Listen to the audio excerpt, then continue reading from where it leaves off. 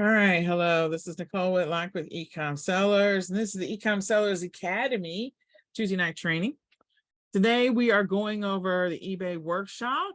So if you don't have a notebook and pen, grab one. If you're an active eCom Sellers Academy member, you will gain access to this recording. It will be in your back office over the next 4 days. So look for it to be uploaded within the next 4 days. So with that, let's get started.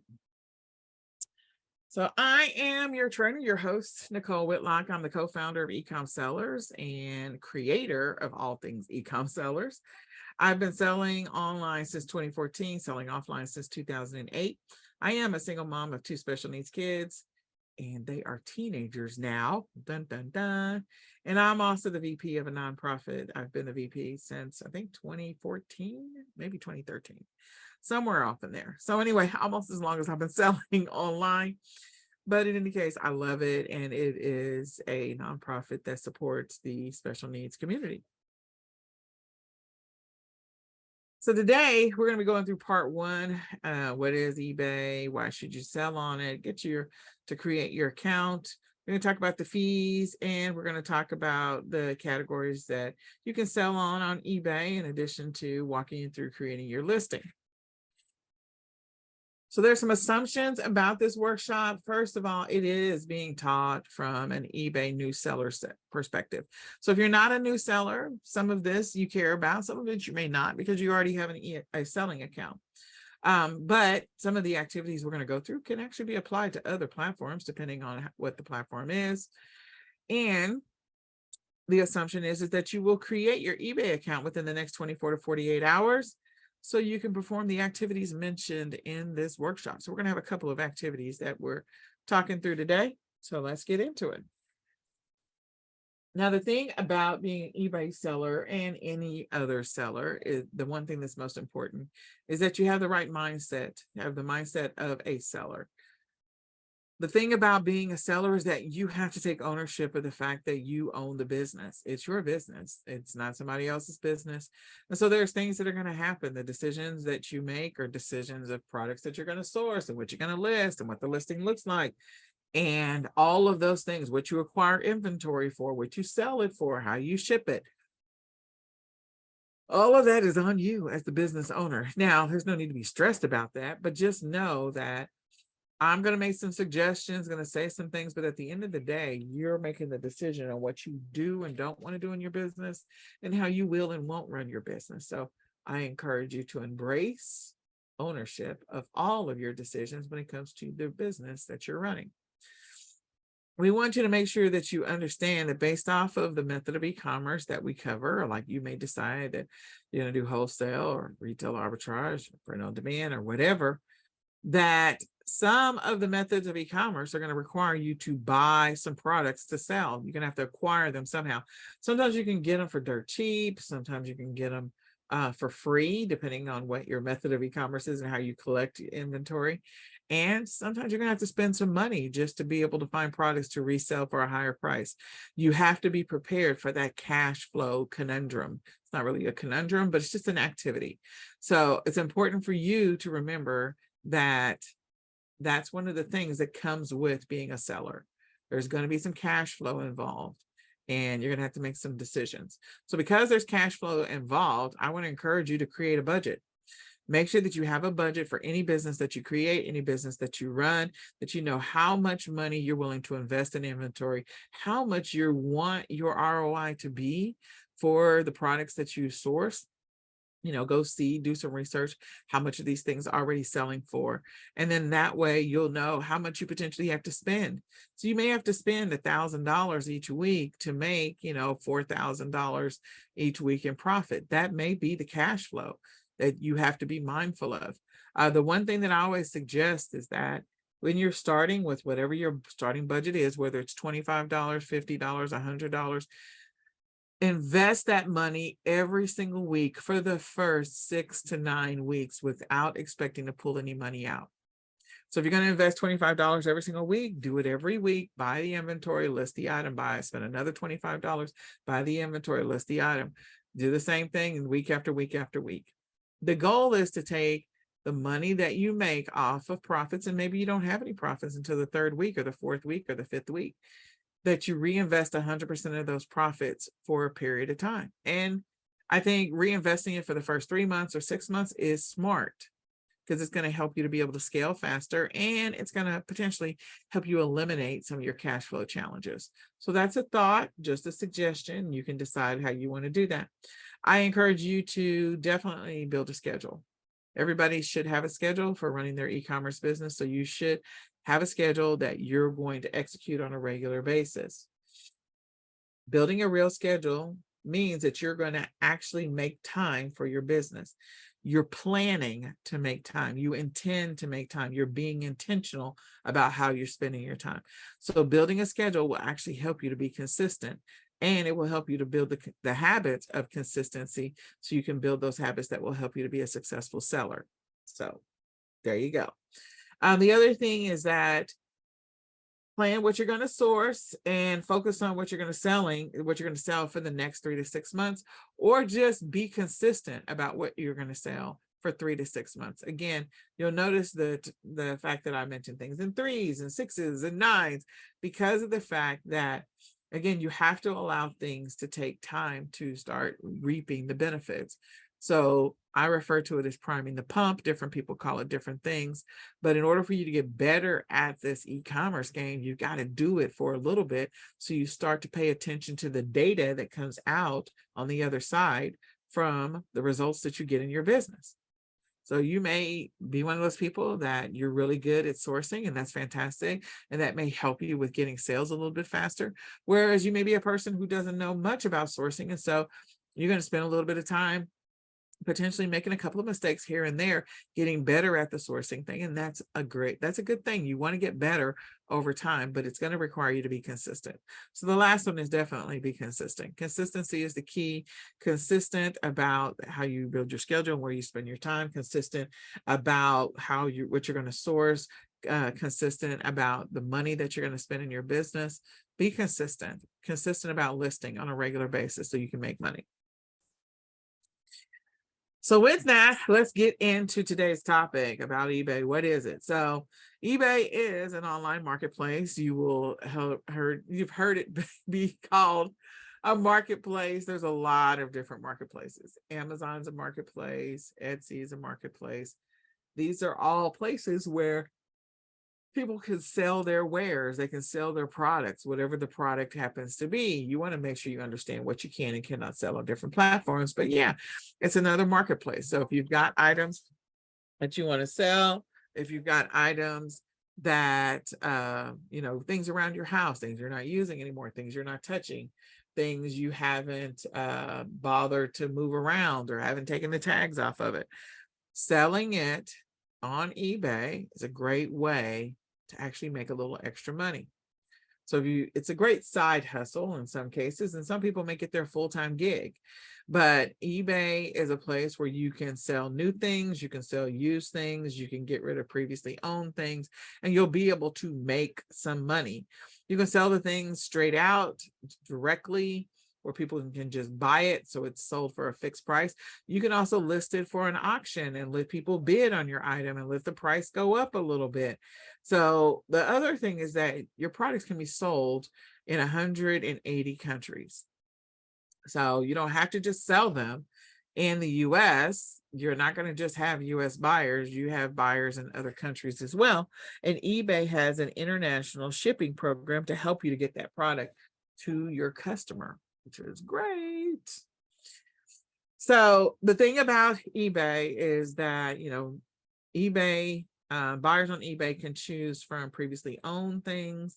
They can choose if they're going to be new or used. They can choose if they want to buy new or used. They can choose if they want to do international shipping.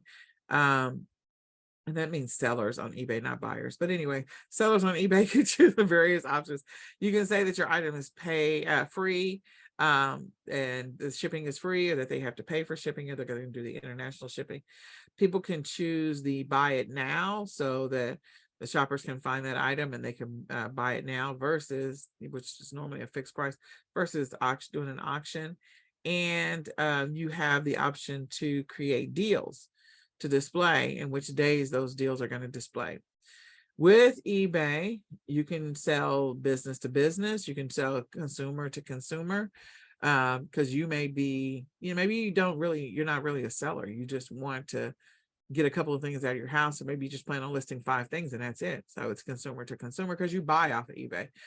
But if you're a business to consumer, B2C, you have those options to be able to decide how you want to operate. And if you want to grow your eBay business, this is a great way, over time with consistency.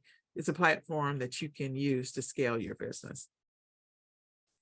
So why should you sell on eBay? Well, one, it's effortless selling. So one of the great things about eBay is that, they're known, and you'll be able to sign up and then list your items fairly easily.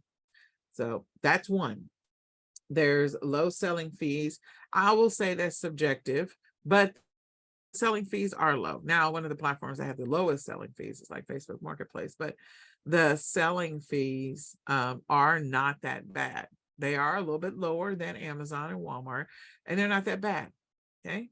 There's no competition on eBay from eBay. Unlike Amazon, like you'll find Amazon products on Amazon. They will sometimes take a great selling private label product and turn it into an Amazon product. And they have done less of that over the years because of the fact that they got sued. But you're not going to compete with eBay putting eBay products up. And that's pretty cool, unlike some of the other platforms. So Amazon is like that. Walmart will sell their own brand. You don't have to compete with the marketplace itself. You can generate more income from the sale of an item.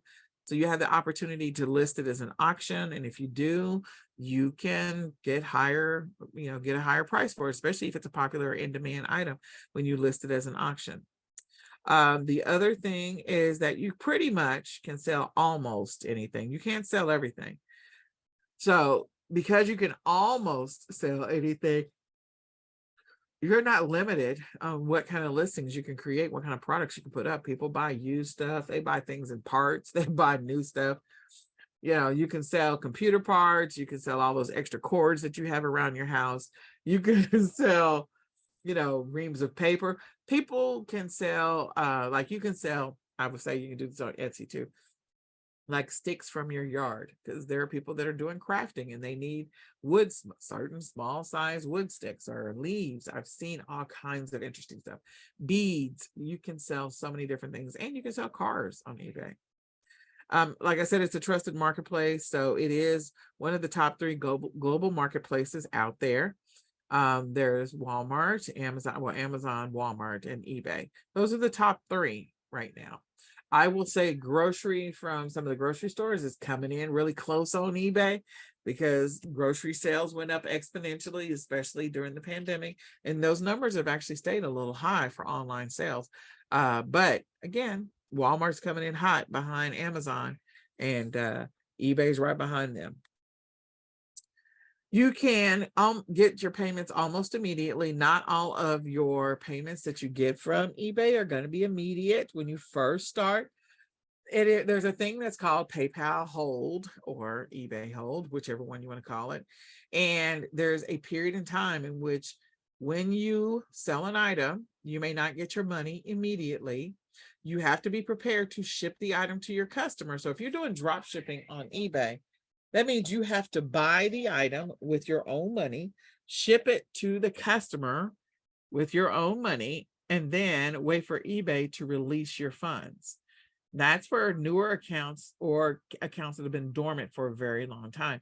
So you want to be prepared for something like that. It doesn't happen all the time. And then once you have proven yourself over a period of time, sometimes it is 30 days of consistency, sometimes it's 45, sometimes it's 60 days of consistency. It just depends on what the traffic is. If you got a lot of traffic, it could be 30 days. If you don't have a lot of traffic, then it could be 6 months. I mean, not 6 months, 60 days. You just want to be prepared for that. But once you've gotten to that place where you are consistent, then what will happen is they will immediately start releasing your money, which is awesome. and then you can transfer that money over to your bank account and use it immediately. So you're doing drop shipping, that makes it so that you can use your money and reinvest immediately into other inventory or buy the item immediately from the wholesale supplier or the drop shipping supplier. They have an international shipping program to ship to over 180 countries. So that way, you don't have to do all of the customs stuff, and you don't have to deal with the returns because it's all handled in the international shipping program. I do like that about eBay, other than, with Amazon and also with Walmart. Like, I like that about eBay, that there's that option out there. And you can create an eBay storefront. That's an option. You don't have to, but it is an option. So how do I create my account? Well, before we get into creating your account, there's a couple of things that I want to talk about. One, I don't recommend that you use your existing buying account. If you're a buyer, you buy stuff on eBay, to create your selling account. I don't recommend that. I recommend that you create a completely separate email account for your selling account. So you'll be logging out of your buying account and into your selling account so that you can sell on one account and you can buy products on a completely different account. I just want to encourage you to do that. I don't recommend you use your buying account to sell on, because if they ever suspend your selling account, then that means they also take down your ability to buy stuff on eBay. So just think through that for just a second. And there's still the possibility that they could take down your buying and your selling account if you're ever suspended, but it's highly unlikely that they'll take down your buying account if you're not doing any selling on it. So the next thing is, in order to create your account, you're literally just going to go to ebay.com, click on register, and then from register, you will create your account from there. Now, I do want you to know, when you do create your account, when you click to create your account, you're going to see two options. You'll see a personal account and you'll see a business account. If you're a person who has a business, like you got an LLC and you're established, you got an EIN and all that other stuff, then a business account is probably the right way to go. But if you are a casual seller, you sell some stuff occasionally, you don't know if this is going to be for you, you don't know if you're ready to create a business account, and you just want to try some stuff out, then create a personal account. That would make the most sense. When you are creating your account, either one, you want to make sure that you have that alternate email address for your selling account, okay? And pick a username. I don't even remember what my username is. I'm just going to tell you, I don't even remember what it is, which is funny. Think about what your business or store name is going to be if you decide you're going to create a store, because you don't have to create a store. You can just sell items. But if you decide to do a store, then figure out what you think your store name is going to be. I will suggest that, it'd be something that makes sense for the products that you happen to be selling. If you're going to be doing a bunch of generic products, then look at some of the other store names that are out there where they sell a variety of different generic products. If you have a specific niche, like it could be your LLC or name or your registered EIN name, if that's what you want to do. So what do you want to be called while you're on eBay as a seller? You will be adding either your EIN or your social security number. They will ask for an address, and you need to be prepared to provide business insurance. Okay, so you can get business insurance. Sometimes you can get business insurance to the same place that you get your home and auto and other insurance, but there are e-commerce specific suppliers or business insurance providers out there. You can sign up with them and use them to help you in your eBay business. You need to determine how much you need and how big you plan on growing. So if you're a big business, I would definitely get an e-commerce specific insurance broker. If you're not going to be hardcore about it, then maybe some lesser insurance. It just depends on what it is that you're selling, and that will probably dictate which kind of insurance might be best and how much of it that you plan on selling. When you get to a certain size, you definitely should be talking to a e-commerce insurance broker for sure. And then you always want to make sure you have a separate bank account. That is so important when you're starting a business. Make sure you have a separate bank account. Some other things you'll need to decide on is, one, you'll need to decide, your e-commerce method. Are you going to do arbitrage, where you go out, or you online, either one, and you find products at a low price and resell it on eBay for a higher price? Are you going to do arbitrage? You got to figure out what your margins are going to be. Are you going to do thrifting, where you go out to thrift stores and the garage sales and you pick up items? If you do, make sure you get all your receipts so you have them as a reference, so that if there's ever a question from eBay where you got it and how much you paid for it or whatever, because sometimes they need to show, the chain of custody for different products, then, you want to keep those receipts and keep that in your log of inventory. Wholesale, you can set up wholesale accounts with different suppliers, especially if you're going to do a niche, or, there's a variety of different things that you're going to be selling. So you have wholesale suppliers. You can do print on demand. You can do drop shipping. You can also do liquidation. Like, different people will do different things. You just, again, need to make sure you understand the impact of selling liquidated items on eBay. And, that if eBay has any questions about chain of custody, like, you don't know where it originally came from sometimes. All you can say is your liquidator, and that's about it. So keep all your receipts at all times. You also need to decide if you're going to run a niche store or not a store, or no niche, and you want to sell a variety of different products. So if you're not going to specialize in something, pet supplies, baby stuff, hot kitchen stuff, and you just want to sell a variety of different things, that's fine. You can have a no niche operation on eBay. Whether or not you're going to have a store or not have a store, you want to decide on what your listing types are going to be. There's going to be some things that it makes sense to do an auction, and some things that make sense to sell as fixed price. You need to decide that as part of your establishing or creating your account. And you don't have to decide that immediately, but when you create your first listing, you need to have an idea of what you think you want to do. You're going to have to decide on your return policy. I will tell you that eBay likes it when the return policy is 30 days. And during the holidays, you need to be prepared for that return policy being extended to potentially 60 days, because people are buying stuff online. They have to be given enough time after the holiday is over to return an item that they don't want. And so when you have those situations, as a business owner, here's a little tip: write this down. I would make sure that I'm prepared to deal with returns up to 70 days during Q4. I say 70 because sometimes things get lost in the mail. Sometimes things are in transit, whatever. So if you say 60 days, they may be like, okay, well, we got to include transit on this one because the price was so high, or whatever the case may be. So 70 days. That means don't spend the money, because some of that money you're going to have to give it back as refunds. But that's not always the case. There are some people who've been running their eBay store for years and they don't have a lot of refunds. And then there are other people who've been running their store, and because of the products that they're choosing, they may have a lot of returns.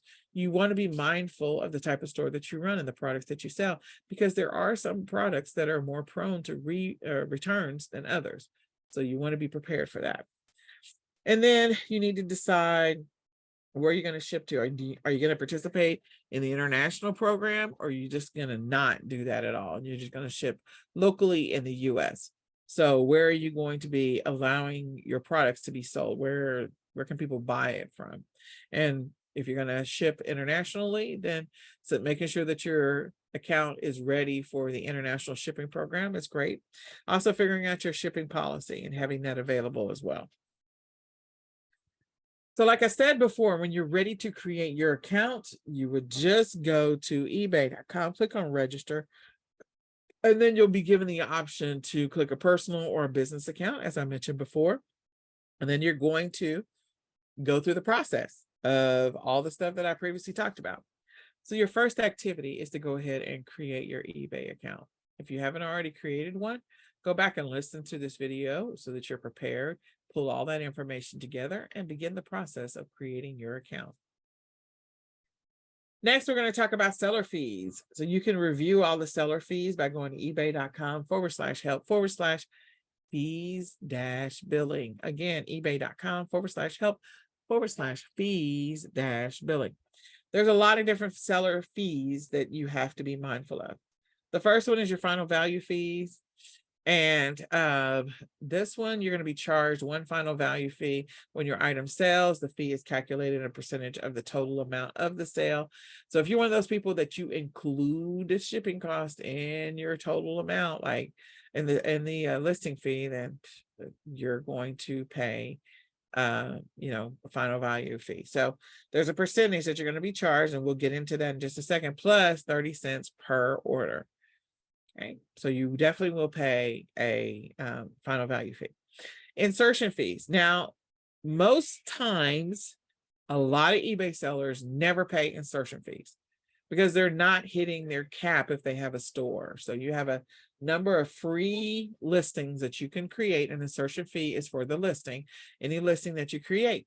So if you have a store, and you have 250 listings you can create each month, and there's no insertion fees. But if you don't have a store, I forget what the number is, it's the starting point, but you will be charged every single time you create a listing. So you want to be aware of that, having a store versus not having a store. Now, remember, your insertion fees are not refundable. They're going to be charged per item, per category. They're charged for the original listing, and each time you choose to relist the item. They're charged per listing if you create duplicate or auction items.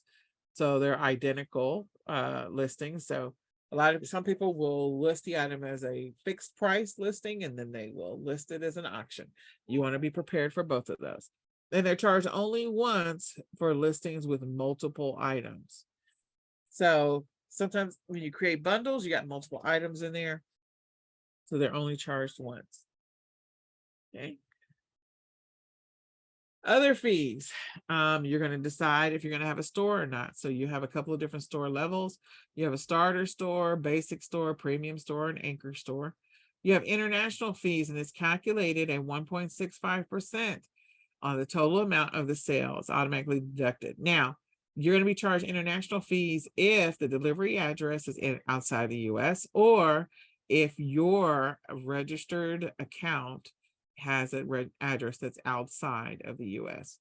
So for those of you that are in the US, you're just going to be charged when you sell something outside the US, 1.65% of the total amount of the sale.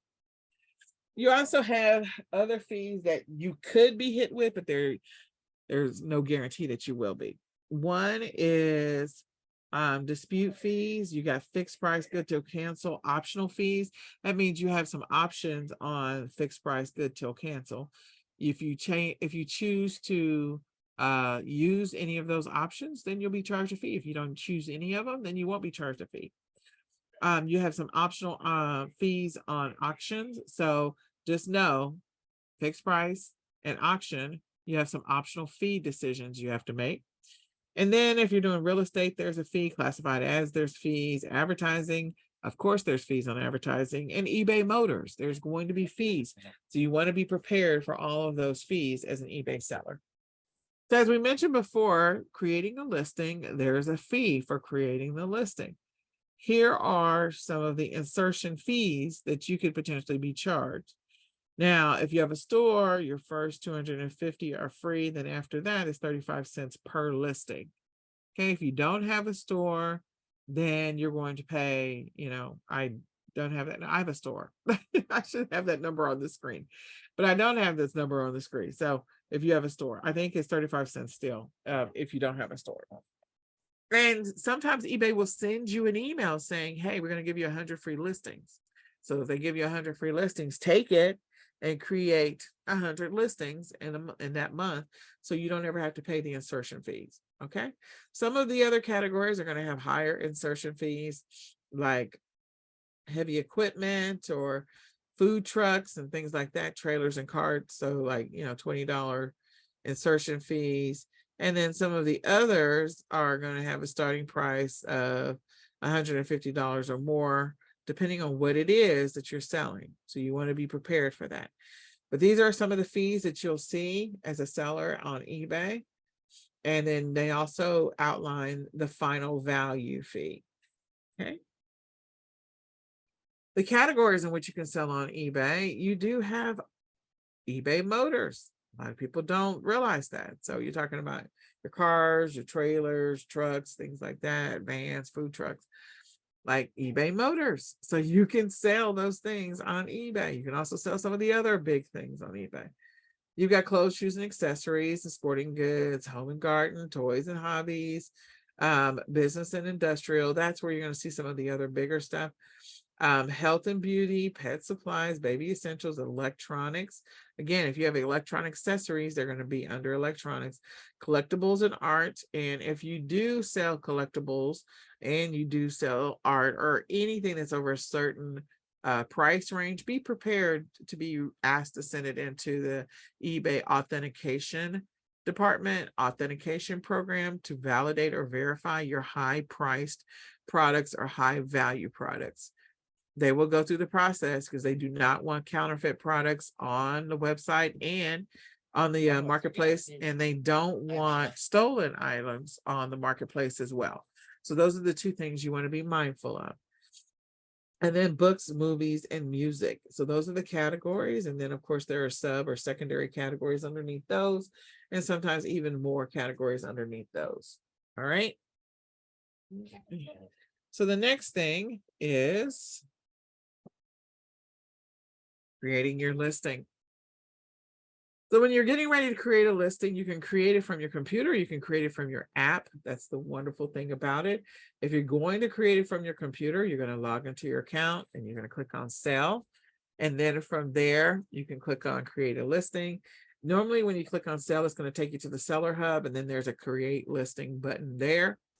Or you can find the item that should be option 3, but not option 2 again. You can find an item that you already have, and you can click on sell now, which would mean like sell yours.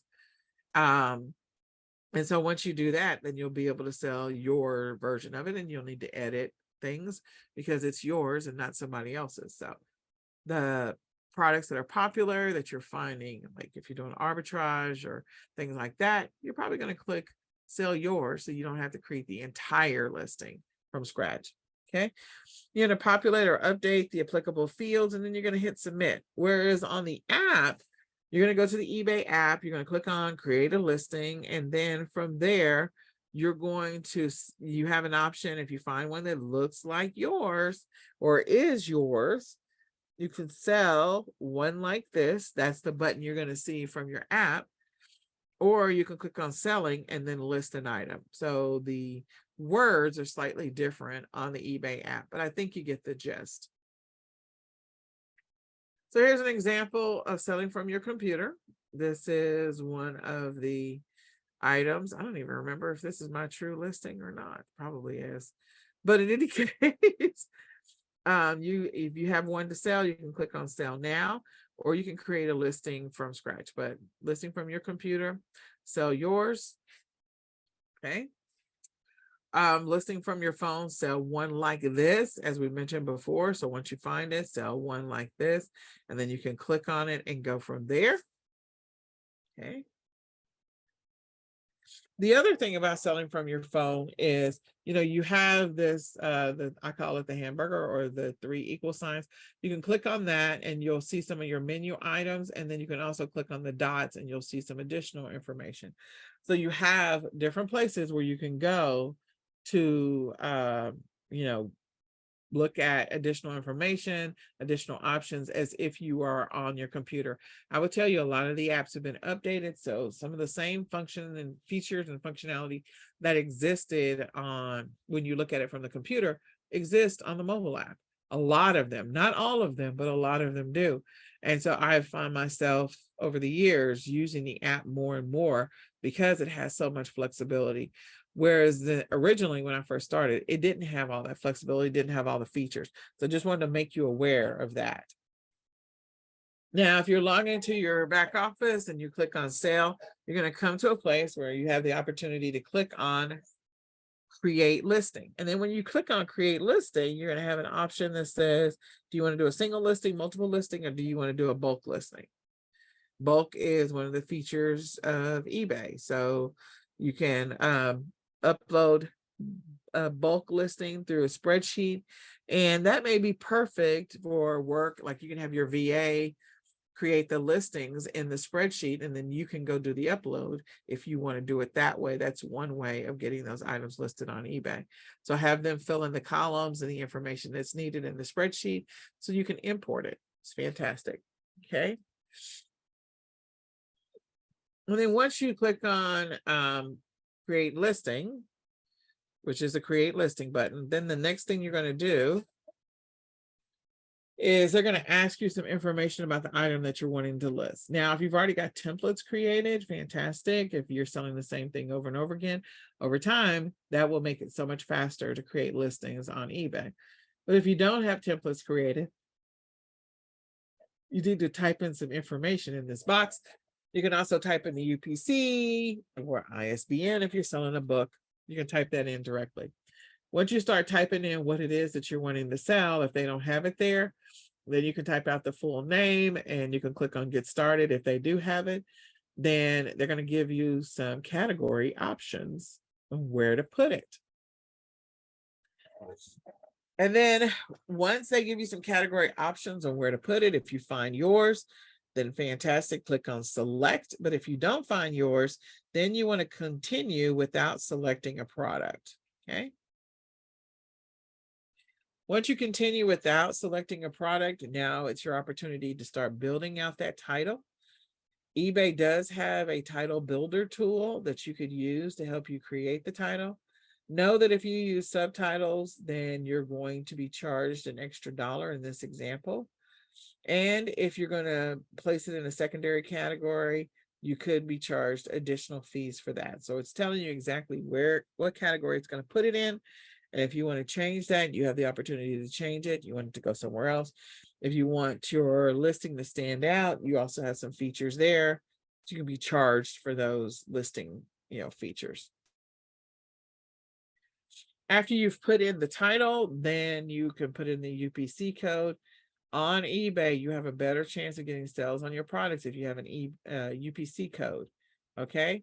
So, or GS1, put that in, because they want that information in there. They also want to know your condition. So you'll notice that there's an asterisk next to the word condition. So you need to know what the condition is of the product. You also have the opportunity to upload photos. I want to encourage you to use all 12 slots whenever possible when creating your photo. And remember, your feature photo or your main photo, what is that going to look like? So if you're selling bundles, you need to make sure all the stuff that you're selling together goes into that listing, that image. And then the secondary listings are each one of the individual items by themselves. So your first couple of photos need to be the cluster photo. If you're selling a multi-pack, again, your first couple of photos is the cluster photo. If you're selling food, you want to make sure the first couple of photos are the item itself, and then you have some pictures of the label at some point, and maybe even a picture of the expiration date, depending on what it is that you're selling. And then number of items in the set and brand, where that makes sense, add that. If it is unbranded, then it can indicate that it's unbranded. You also want to make sure that what it does include and what it doesn't include. For this example, we were talking about furniture, but some of these options may not show up for everything that you're selling. So depending on what category you chose and the product that you're selling, you're going to see some different options that appear here under required. So if I was selling clothes, I wouldn't see these options. I would see brand probably, but I definitely wouldn't say include set includes blah, blah, blah. Okay. Then you've got some other things that you've got to fill in here. We've got the department, we have features. So you want to populate or update the features. In this example, we're talking about furniture. So these are the options that show up for me. But if I wasn't talking about furniture, I was talking about something else, then I might see some different options here under recommended. What the material, what is it made of? Again, if I'm selling clothes or I'm selling toys, what is it made of? What's the color? There may be an ask for a serial number or a model number. They may want some dimensions. So this is the kind of stuff that you're going to actually populate here in this section. Then you're going to add the description. So the description is all of those bullets. You see that you have bullets available to you, but fill in your description as much as possible. Add as much as you can. Make sure you use that mobile friendly checker. So if you're changing the font size, doing some big fonts and all that other stuff, like click on the mobile friendly checker just to make sure that you're good to go. You do need to populate something in the description. Depending on what it is that you sell, it might need to be a lot, might need to be a little. The next is selling. So is this going to be a fixed item, fixed price item, or is it going to be an auction? And if you're doing an auction, how long are you doing the auction? So an auction is where you are, letting people bid for your item if they want it. And then once it sells, you're required to accept the price and be able to ship the item to the customer. Now you can indicate the minimum price that you're willing to take for this item. And so that will help you to make sure you at least get the minimum that you're willing to take. Sometimes you get way more than the minimum, which is always good. Now you can choose that drop down and change it from auction style to fixed price. And again, you're going to see under fixed price is typically good till cancel is what you're going to see under duration. And then you will see, you have to put in a price. You have for auctions, you have a buy it now price and a starting price. But for a fixed price, you're just going to have a price and then the number of quantity. If you're selling a lot of it, then put multiple quantity. If you're not, okay. You also see that there are some other fields that you could utilize to potentially get you more sales and get you more exposure, but you may have to pay to get those. You may have to pay a fee when you populate those fields. Okay. Now we're into shipping. So we have sales types and we have sales tax, which is up at the top, and sales tax will be calculated. And then your return. So in this example, the drop down for the return is 14 days, but typically you want to choose 30 days. That's what eBay likes. So 30 days is what's recommended. I would encourage you to do what's recommended. That's going to help the algorithm and help you to get more eyeballs on your listing. In addition to that, you can check a box for the number of times you want it to automatically be relisted if it doesn't sell. And you want to indicate your shipping. So if you're participating in the international shipping program, then you want to check the box. If you're not participating, now this screenshot is an older one. It says global shipping program, but it's not called global shipping program anymore. It's called international shipping program, which is still, to me, global shipping program. But anyway, you can check that box if you want your items sold internationally. If you don't want your items sold internationally, you want to uncheck that box. You can also indicate if you're going to participate in global selling where you want to exclude shipping to. So down there under exclude shipping locations, you can indicate, okay, I'll do all 180 countries, or I will do, I'll only do these and I don't want all those other countries. So you can indicate that here at the bottom. And then your item location, where is it being shipped from? They want to know that. So you have that indicated. The other thing I want to point out is during the holidays, your handling time, you should adjust that. To become an eBay top rated seller, your handling time should be 1. So if you don't think you're going to be able to get it out in 1 day, or if you're listing that your handling time is 1 day, you got to be prepared to ship that out in 1 day.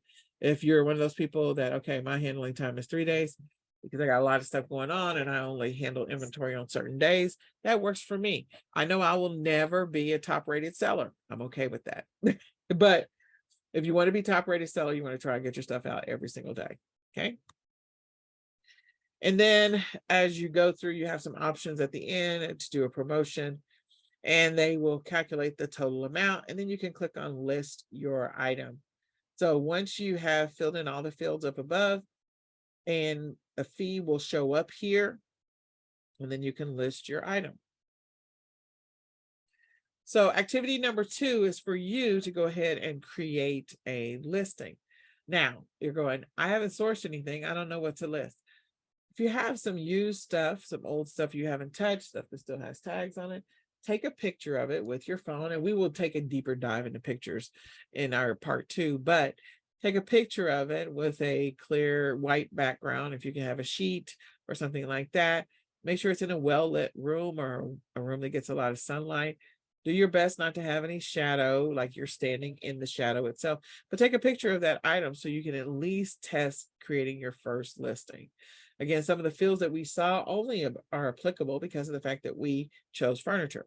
So depending on what it is that you're selling, you may not see all the same fields that I just showed, but you do want to go through the activity. So activity number 1 is to create your account, and activity number 2 is to create a listing. We'll come back to part 2 of this workshop series where we'll talk about photos, we'll talk about a listing just a little bit more, and we will also get into sourcing. So with that, I hope this information is helpful. If you're not already an Academy member, I encourage you to sign up for eCom Sellers Academy. You can go to ecomsellersacademy.com to sign up right now. You can sign up for the lifetime or you can sign up for the monthly membership. And we're going to say goodbye for now. If you have any questions, definitely type your questions in the comments section of this video so that we can answer your questions. Again, if you have any questions, type your questions in the comment section of this video so that we can answer your questions.